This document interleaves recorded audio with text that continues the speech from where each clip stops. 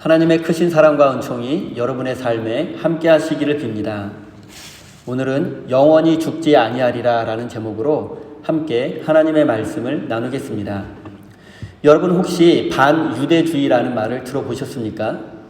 반유대주의는 말 그대로 유대인을 향한 차별과 증오를 일컫는 말입니다. 그리고 이것은 인류 역사에서 가장 오랫동안 지속적으로 이어온 차별과 증오의 역사이기도 합니다. 그런데 이 반유대주의의 근거가 바로 사랑과 평화의 책인 성경이라는 점이 아이러니합니다. 중세 유럽 세계는 1000년이 넘는 긴 세월 동안 유대인을 잔인하게 박해해 왔습니다. 중세가 시작되면서 유럽의 대부분 민족과 대부분의 국가들은 기독교를 믿게 되었습니다. 그런데 유대인들은 기독교의 메시아인 예수 그리스도를 십자가에 못 박아 죽인 민족이었습니다. 또한 오늘 본문 말씀에는 예수님께서 유대인들을 향해서 마귀의 자식이라고 말하는 내용이 있는데 중세 유럽인들은 이 말씀을 반유대주의의 성경적 근거로 삼았습니다. 유럽의 역사 속에서 유대인들이 어떤 차별과 박해를 받아왔는지 반유대주의의 내용이 무엇인지 잠시 살펴보겠습니다. 4세기경 로마 제국의 황제였던 콘스탄티누스 대제 이후로 기독교는 로마 제국에 빠른 속도로 전파되었습니다. 그리고 로마 제국이 멸망한 후에도 기독교는 쇠퇴하지 않았고 더욱 확장되었습니다. 9세기경 샤를마뉴 대제는 오늘날 유럽의 대부분 영토를 정복했고 프랑크 왕국을 세웠습니다. 그런데 로마 교황은 샤를마뉴의 머리에 황제의 관을 씌워주었고 그 나라를 신성 로마 제국이라고 부르게 되었습니다. 이후로부터 유럽의 대부분 나라의 왕들은 교황에게 인정받지 못하면 공식적인 왕이 되기 어려웠습니다. 그리고 교황의 권위는 세속 군주들을 뛰어넘게 되었습니다. 이렇게 중세 유럽의 대부분 나라들은 기독교 국가가 되었고 교회를 대표하는 교황은 왕보다 강한 권력을 가지게 되었습니다. 하지만 유대인들은 중세시대 기독교 국가에 살면서도 기독교를 믿지 않고 여전히 유대교를 믿고 있었습니다. 더군다나 그들은 예수님을 십자가에 못 박아 죽인 자들의 후손이며 예수님은 그들을 마귀의 자손이라고까지 말씀하셨습니다. 그래서 그들은 끊임없는 차별과 박해를 받아왔고 증오의 대상이 되었습니다. 예를 들면 십자군 전쟁이 시작될 때 십자군들은 먼저 유럽을 정화시켜야 한다는 명분으로 유대인들을 대량 학살한 후에 십자군 원정을 떠났습니다. 그리고 14세기 흑사병으로 유럽의 인구 3분의 1이 죽었을 때에는 유대인들이 우물에 독을 탔다는 루머가 돌게 되었고 이로 인해서 유럽 전 지역에서 유대인들을 학살하는 일들이 벌어졌습니다. 또한 유대인들은 중세를 휩쓸었던 마녀 사냥과 종교 재판의 희생양이 되기도 했습니다. 그리고 유대인들은 자유롭게 정착해서 살 권리가 없었고 유대인들은 자신들의 마을 밖으로 자유롭게 나갈 수조차 없었습니다. 유대인들이 사는 곳은 섬처럼 고립되었기 때문에 유대인들이 사는 지역을 게토라고 불렀습니다.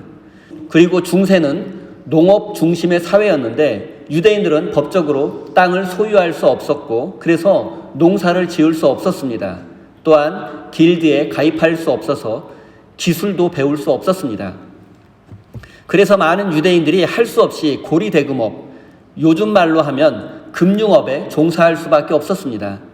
기독교인들은 성경에 이자 받는 것을 금지하고 있기 때문에 금융업을 할 수 없었는데 실제로 살다 보면 왕이나 귀족 그리고 심지어 교황도 급히 돈이 필요한 경우가 생기게 됩니다. 그래서 중세시대에 급전이 필요한 대부분의 사람들은 유대인들에게 돈을 빌리게 되었습니다. 유대인의 입장에서는 같은 유대인에게는 이자를 받을 수 없지만 이방인들에게는 이자를 받을 수 있었습니다. 이런 과정을 겪으면서 로스차일드와 같은 유대인 가문이 생겨나게 되었습니다. 그리고 유대인에 대한 차별과 증오는 20세기 중반까지 멈추지 않고 계속되었습니다. 19세기와 20세기 초에는 동유럽과 러시아에서 유대인들에 대한 대량 학살이 있었고 2차 대전 중에는 독일 나치에 의해서 홀로코스트라고 불리는 유대인 600만 명 대학살이 일어나기도 했습니다. 그리고 이렇게 1000년이 넘는 긴 세월 동안 기독교인들의 손에 의해서, 그것도 유대인들이 마귀의 자손이라는 이 오늘 본문의 성경 말씀을 근거로 해서 유대인들에 대한 차별과 박해가 자행되어 왔습니다. 성경은 사랑과 정의와 평화를 외치고 있지만 탐욕스러운 인간은 성경 말씀을 자기 입맛에 맞게 해석해서 욕망을 이루는 도구로 사용해 왔습니다. 사랑하는 성도 여러분, 이제 우리는 그 어떤 이유로도 누군가를 차별과 증오의 대상으로 삼아서는 안 됩니다. 예수님께서 십자가 위에서 보여주신 사랑으로 이 세상을 정의와 평화가 가득한 하나님의 나라로 만들어가는 것이 바로 하나님께서 우리에게 주신 사명이라는 사실을 잊지 마십시오. 43절, 44절입니다. 어찌하여 내 말을 깨닫지 못하느냐? 이는 내 말을 들을 줄 알지 못함이로다. 너희는 너희 아비 마귀에게서 났으니 너희 아비의 욕심을 너희도 행하고자 하느니라. 저는 처음부터 살인한 자요 진리가 그 속에 없으므로 진리에 서지 못하고 거짓을 말할 때마다 제 것으로 말하나니 이는 저가 거짓말장이요 거짓의 아비가 되었음이니라. 예수님은 유대인들에게 진리가 너희를 자유롭게 할 것이다 라고 말씀하셨는데, 유대인들은 우리는 영적으로 아브라함의 자손이기 때문에 종이 되어 본 적이 없다고, 그런데 우리에게 무슨 자유를 주겠다는 것이냐며 예수님께 따지듯 물었습니다. 그리고 예수님은 말씀을 전혀 이해하지 못하는 유대인들에게 너희의 아버지는 아브라함이 아니라 마귀라고 말씀하셨습니다. 아브라함이라 자처하는 유대인들이 하나님이 보내신 메시아를 알아보지 못하고 하나님의 말씀에도 순종하지 않으며 심지어 예수를 죽이려고까지 했기 때문입니다. 요한복음이 기록되던 당시 초기 기독교인들을 가장 심하게 차별하고 박해한 집단은 로마 제국이 아니라 바로 유대인들이었습니다. 유대인들은 처음에는 기독교를 유대인의 한 분파 정도로 생각했는데 시간이 지나면서 기독교를 유대교의 이단으로 정죄하게 되었습니다. 그리고 박해를 받던 초기 기독교인들은 유대인들을 마귀의 자식이라고 생각하게 되었습니다. 요한복음에서 마귀라는 단어는 3번 등장하는데 그것은 언제나 그리스도를 믿지 않고 박해하는 자들을 의미했습니다. 그러니까 유대인들이 마귀의 자식이라는 말은 실제로 초기 기독교와 유대교의 갈등에서 비롯된 표현임을 알 수 있습니다. 그리고 또한 아브라함의 자손이며 하나님의 백성임을 자처하는 유대인들에 의해서 하나님의 말씀이 왜곡되었고 하나님의 사랑과 평화는 빛을 잃고 말았습니다. 마찬가지로 오늘날 하나님의 말씀을 왜곡하고 하나님의 사랑과 평화를 깨트리는 사람은 하나님을 모르는 세상 사람들이 아니라 바로 하나님의 백성임을 자처하는 우리 그리스도인들이라는 사실을 깨달아야 합니다. 우리가 말씀 속에서 새로운 사람으로 변화되지 않는다면 언젠가 우리도 유대인들처럼 예수님으로부터 욕심의 노예가 된 마귀의 자식이라는 심판의 소리를 듣게 될지도 모릅니다. 48절입니다. 유대인들이 대답하여 가로되 우리가 너를 사마리아 사람이라 또는 귀신이 들렸다 하는 말이 옳지 아니하냐. 유대인들은 예수님의 말씀을 전혀 이해하지 못했고 이해하려고 하지도 않았습니다. 왜냐하면 예수님은 그들에게 너무나 낯선 존재였기 때문입니다. 예수님은 그들의 기득권과 그들의 가치관과 세계관을 뒤흔들어 놓았습니다.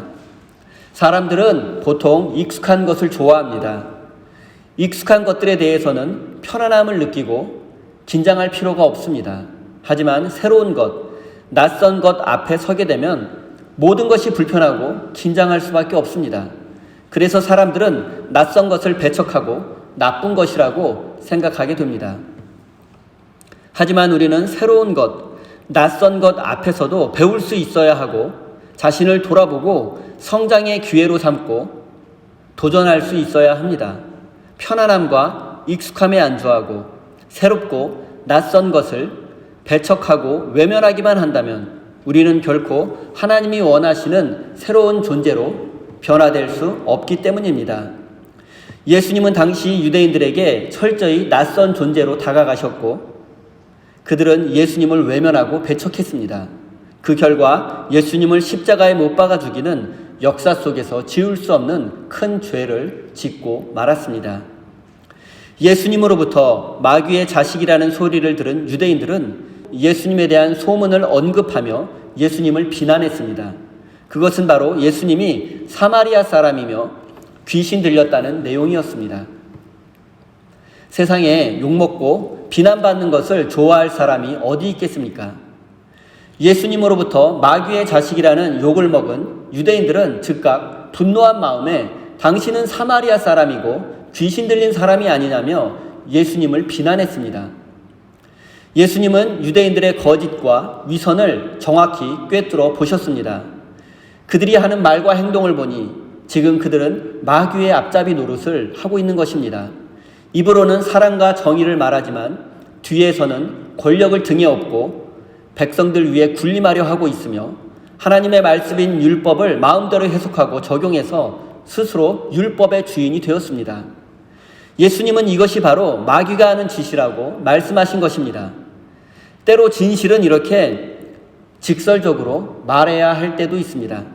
에둘러서 말하면 들은 척도 하지 않고 깨닫지도 못하기 때문입니다.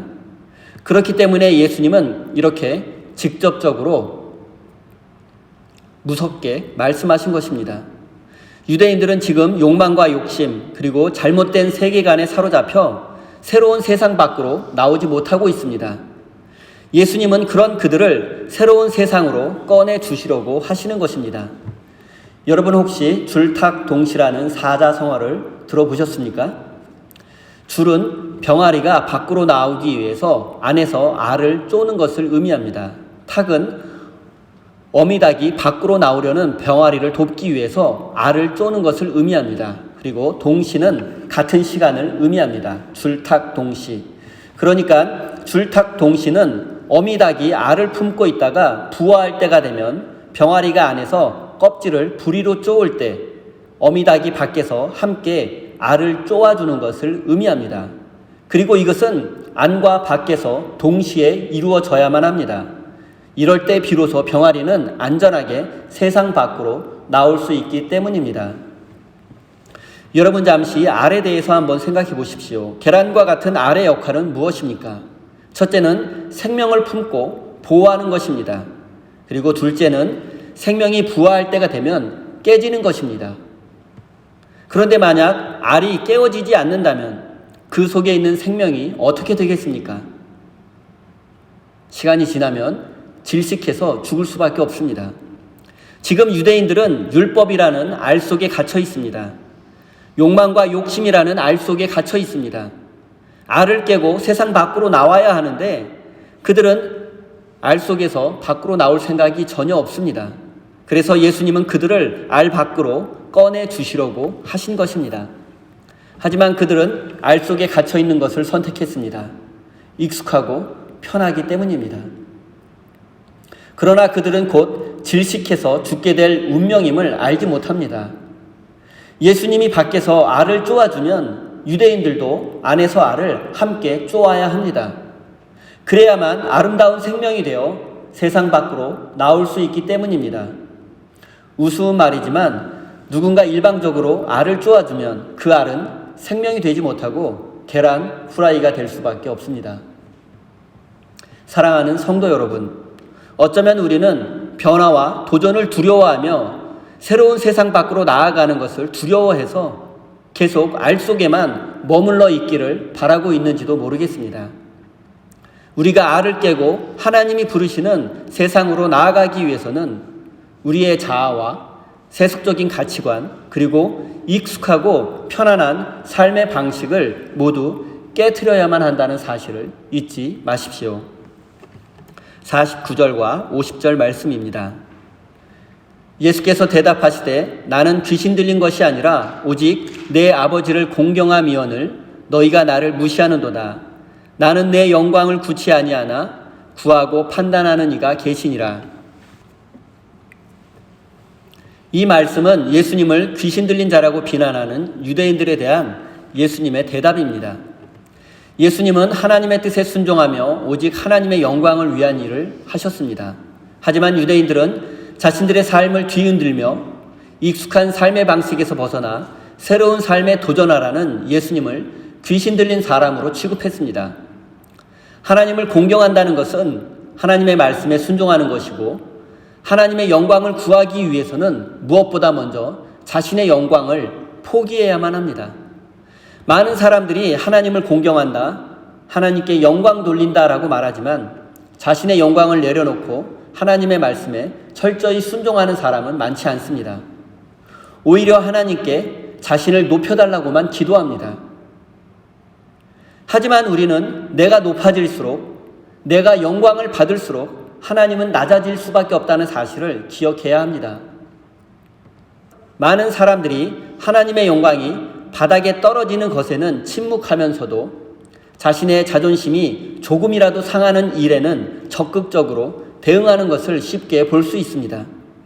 하지만 예수님은 자신이 높아지는 일에는 조금도 관심이 없으셨지만 하나님의 이름이 모욕받는 현장에서는 침묵하지 않으셨습니다. 그리스도인은 자신을 십자가에 못 박고 예수님을 자랑하고 높이는 사람입니다. 우리는 우리의 모든 것을, 자존심과 명예와 생명까지도 십자가에 못 박아야만 합니다. 그렇지 않으면 우리는 스스로 높아지려 하고 우리의 영광을 추구할 것이기 때문입니다. 그리고 우리가 하나님의 영광을 위해서 스스로 낮아질 때 하나님은 우리를 높여 주실 것입니다. 이것이 바로 신앙의 역설적인 진리입니다. 우리가 하나님의 영광을 위해서 살려고 하면 하나님은 반드시 우리 인생을 책임져 주실 것이고 우리를 하나님의 백성으로 인정해 주실 것입니다. 우리는 세상 사람들의 평가와 판단에 신경 쓰지 말고 전혀 다른 기준으로 우리를 평가하시고 판단하시는 하나님의 영광을 위해서만 살아야 합니다. 그리고 예수님은 이렇게 하나님의 영광을 위해서 사는 사람이 받게 될 영광에 대해서 이렇게 말씀하십니다. 51절입니다. 진실로 진실로 너희에게 이르노니 사람이 내 말을 지키면 죽음을 영원히 보지 아니하리라. 예수님의 말씀, 즉 자신을 낮추고 하나님을 높이는 사람, 하나님의 영광을 삶의 목적으로 삼은 사람은 영원히 죽지 않을 것이라는 말씀입니다. 하나님의 영광을 위해서 사는 사람은 영원히 죽지 않을 것이라는 이 말씀은 우리 육체의 생명이 영원히 연장된다는 뜻이 아닙니다. 시간적으로 우리의 생명이 확장된다는 뜻이 아니라 우리의 생명이 하나님과 연결되는 것을 의미합니다. 하나님이 내 마음속에 계시고 내가 하나님의 뜻 안에 거하고 하나님과 내가 동행하는 존재가 될 때 우리는 이 세상에 살지만 천국의 삶을 살게 되는 것입니다. 어려운 말로 하면 영원한 현재를 사는 것입니다. 하나님께서 우리의 시간 속으로 들어오시는 것입니다. 그러면 우리는 지금 이 순간에도 영생을 누리고 천국의 삶을 살게 됩니다. 다른 말로 하면 진리가 우리를 자유롭게 하는 것입니다. 사랑하는 성도 여러분, 시간이 지나고 나이가 들수록 우리 육체의 생명은 약해지고 병들고 결국 죽게 될 것입니다. 하지만 하나님의 영광을 위해서 사는 사람, 영원한 현재를 사는 사람은 그 죽음마저 잠자는 것이 될 것입니다. 이 땅에서 우리의 죽음은 마지막이 아니라 하나님 안에서 안식을 누리며 하나님의 평화를 누리는 것입니다. 사랑하는 성도 여러분, 많은 사람들이 아직 살아있지만 죽음과 같은 고통 속에서 지옥을 경험하며 살고 있습니다. 그래서 세상살이를 힘들어하고 소망이 없다고 말합니다. 하지만 우리 그리스도인들은 진리 안에서 자유를 누리며 영원한 현재를 사는 사람들입니다. 그리고 이 세상 속에서도 천국의 삶을 누리는 사람들입니다. 이것이 바로 예수님께서 말씀하신 영원히 죽음을 보지 않을 것이라는 말씀의 참된 의미입니다. 52절입니다. 유대인들이 가로되 지금 내가 귀신 들린 줄을 아노라. 아브라함과 선지자도 죽었거늘 내 말은 사람이 내 말을 지키면 죽음을 영원히 맛보지 아니하리라 하니. 유대인들은 이번에도 예수님의 말씀을 이해하지 못했습니다. 영원히 죽음을 보지 않는다는 것은 이 세상 속에서도 천국의 삶을 누릴 수 있다는 뜻이었지만 그들은 육체가 영원히 죽지 않는 시간의 연장으로 이해했습니다. 그들의 몰 이해는 예수님을 다시 귀신 들린 사람으로 몰아가게 되었습니다. 영원히 죽지 않을 것이라는 말씀을 들은 유대인들은 예수님은 틀림없이 귀신 들린 사람이라고 생각했습니다. 저는 유대인들의 가장 큰 어리석음 중에 하나가 바로 질문하지 않는 것이라고 생각합니다. 그들이 예수님의 말씀을 이해하지 못한 것은 충분히 이해할 수 있습니다. 그런데 그들은 예수님의 말씀을 이해하지 못했으면서도 단 한 번도 질문다운 질문을 해본 적이 없습니다. 그들은 항상 자신들의 기준으로 판단하고 미워하고 결국에는 예수님을 제거하려고 했습니다. 모르는 것이 있고 이해가 되지 않는 것이 있다면 질문해야 합니다. 하지만 그들은 질문하지 않고 적으로 규정하고 미워하기만 했습니다. 그래서 그들은 예수님을 귀신 들린 사람처럼 취급했던 것입니다. 이것은 우리의 신앙의 삶에서도 그대로 적용됩니다. 우리가 인생 속에서 경험하게 되는 고난이나 고통은 이해하기도 받아들이기도 어렵습니다. 때로 하나님께서 하시는 일을 이해할 수 없어 시험에 들기도 합니다. 그리고 이때 중요한 것은 하나님께 질문하는 것입니다. 하나님의 음성을 들을 때까지 간절히 매달려야 합니다. 사랑하는 성도 여러분, 내가 이해할 수 없고 받아들일 수 없는 현실일지라도 그 가운데 우리를 향한 하나님의 사랑과 섭리가 있을 수 있음을 기억하십시오. 하나님 앞에 진지하게 질문하는 사람, 엎드려 기도하는 사람, 말씀 앞에 자신을 되돌아보는 사람만이 하나님의 사람으로 거듭날 수 있고 새로운 존재로 변화될 수 있습니다. 많은 사람들이 기도하지만 열심히 그리고 오랫동안 기도해 보지만 변화되지 않는 사람들이 많습니다. 이런 경우 대부분 하나님과 자신의 삶 사이에 선을 긋고 경계선을 만든 경우가 많습니다. 이런 사람들은 말로는 변화를 원하지만 실제로 변화를 원하지 않습니다. 이들은 하나님께 질문하지만 사실 자기가 듣고 싶은 답을 정해놓고 하나님께 기도하는 어리석음 때문입니다. 하나님을 사랑한다고 말을 하지만 하나님이 내 삶에 개입하는 것을 실제로 원하지는 않습니다. 하나님이 나의 개인적인 시간과 공간으로 들어오는 것을 바라지 않습니다. 나는 내 영광과 이익을 추구하며 적당히 믿음으로 살고 싶은데 하나님이 내 삶으로 직접 들어오시게 되면 하나님은 우리에게 언제나 너 그렇게 살면 안 된다고 말씀하시기 때문입니다. 우리의 삶의 방식을 바꾸라고 말씀하시기 때문입니다. 내 마음대로 하고 싶은데 내 마음대로 할 수 없고 내 마음대로 살 수 없기 때문입니다. 또한 하나님은 내 마음과 양심을 뒤흔드시고 나의 가치관과 세계관 그리고 삶의 방식을 무너뜨리십니다. 그런데 이렇게 하나님이 내 삶에 개입하는 것이 불편하고 싫습니다. 왜냐하면 하나님보다 나를 더 사랑하기 때문입니다. 하나님의 영광보다 나의 영광이 더 중요하기 때문입니다. 그래서 우리는 늘 하나님을 적당히만 믿고 싶어 합니다. 하나님, 나는 당신을 사랑하고 믿습니다. 그래서 적당히 착하게 살고 교회에 가서 예배도 드릴 테니 내 삶으로 너무 깊이 들어오지는 마십시오. 나에게 너무 가까이 다가오지는 마십시오. 하나님, 나는 당신이 부담스럽습니다. 어쩌면 이것이 우리의 솔직한 마음인지도 모르겠습니다.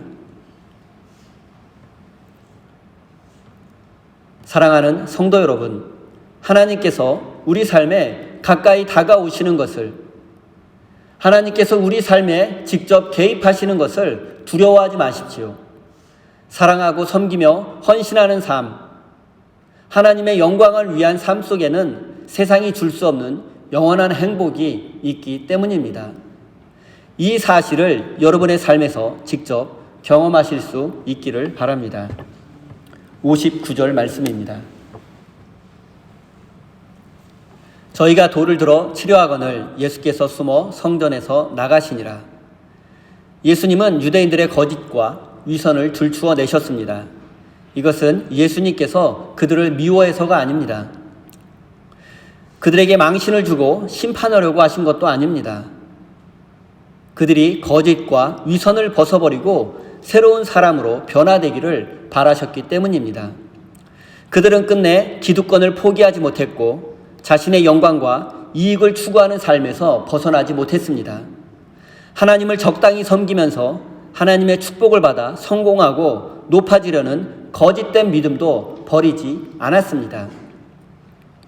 그래서 그들에게 예수님은 제거해야만 하는 대상이 되었던 것입니다. 왜냐하면 예수님은 끊임없이 생명의 말씀을 전하고 진리의 길을 알려주고 변화된 삶, 새로운 삶을 요구했기 때문입니다. 그러나 그들은 그럴 마음이 조금도 없었습니다. 그래서 자신들의 양심을 건드리고 불편하게 하고 거짓과 위선을 자꾸 들추어내는 예수님을 제거하려고 했던 것입니다. 그래서 그들은 예수님을 향해서 돌을 집어들었습니다.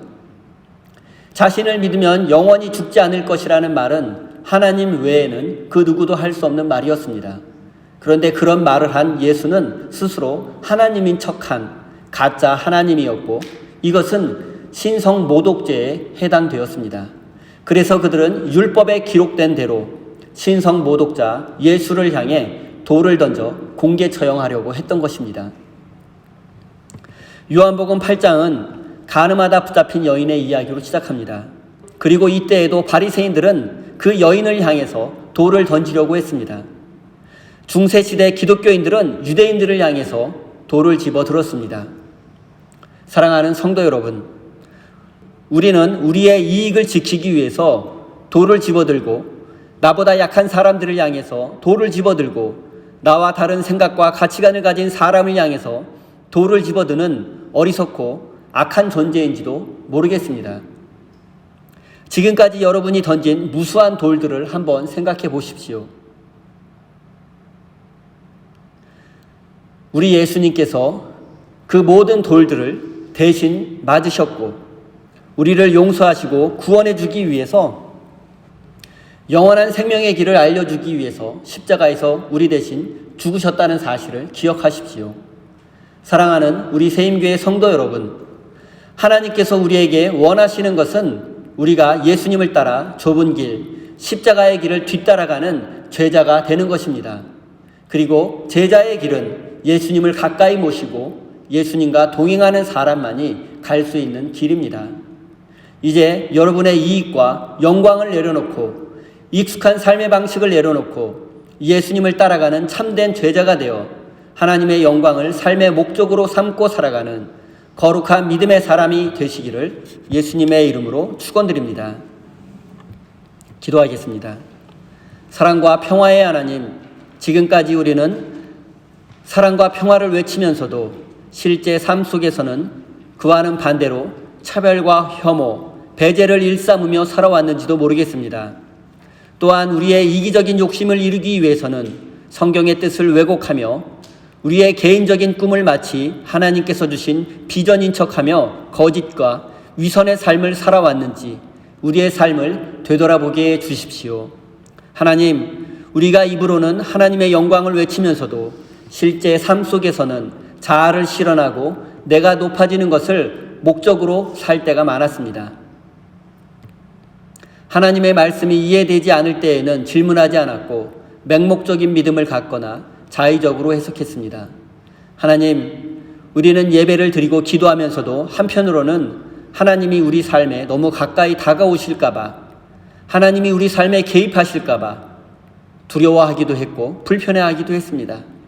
사랑하고 희생하고 헌신하는 것이 두려워서 하나님께 더 가까이 나아가지 못했습니다. 그리고 어쩌면 지금 우리 손에는 나와는 다른 생각과 가치관을 가진 사람, 나의 이익에 방해가 되는 사람들을 향해서 내가 도저히 사랑할 수 없고 이해할 수 없는 사람들을 향해서 돌을 집어들고 있는지도 모르겠습니다. 하나님, 욕심 많고 어리석은 우리를 용서해 주시고 하나님께서 기뻐하시는 새로운 사람으로 변화될 수 있도록 우리 삶을 이끌어 주십시오. 사랑의 하나님, 우리 세임교회 성도들이 하나님을 사랑하고 교회를 사랑하는 마음을 담아 소중한 예물을 올려드립니다. 바친 손길마다 기억하여 주시고 하늘 문을 열고 은혜 내려 주시며 저들의 모든 기도 제목들이 하나님의 시간에 아름답게 응답될 수 있도록 축복해 주십시오. 하나님, 지금 우리가 소유하고 누리고 있는 모든 것들의 참된 주인은 하나님이심을 잊지 않게 하시고 하나님의 것을 마땅히 하나님의 뜻에 합당하게 사용할 수 있는 참된 믿음을 허락해 주십시오. 사랑하는 성도들이 경제적으로 어려움 겪지 않도록 지켜주시고 항상 나누고 베풀고 섬기며 살 수 있도록 넉넉한 환경을 허락해 주십시오. 또한 눈물로 씨를 뿌리고 수고한 대로 풍성한 수확을 거둘 수 있도록 축복해 주십시오. 예수님의 이름으로 기도드립니다.